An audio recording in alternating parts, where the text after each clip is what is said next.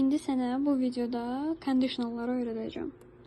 İlk öncə ilk 2 dənə düsturu öyrənəcəyik. İlk 2 düsturda sən gördüyün kimi ifdən sonra present simple, yəni ki, indiki sadə zaman gəlir.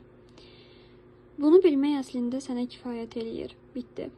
Sadəcə olaraq sənin digər bilməli olduğun bir məsələ də var ki, indiki zamanla, indiki zaman və gələcək zaman uzlaşır, keçmişlə də keçmiş uzlaşır. Əslində sadəcə olaraq bunu da bilsən sənə kifayət eləyir.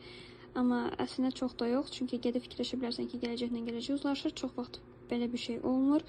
Yəni keçmişlə keçmiş uzlaşır. Bunu yadına saxla, indiki ilə gələcəkdə məncə yadında qalar deyə düşünürəm.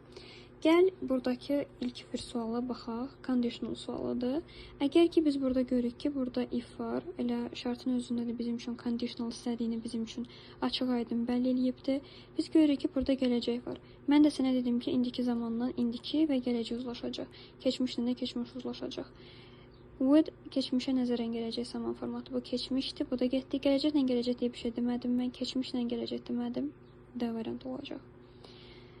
İkinci düsturda, ikinci sualda bununla bağlıdır. Ona görə də bunu həll eləyib kommentlərə yazmanızı istəyəcəm və mən də yazdıqlarınızı yoxlayacağım.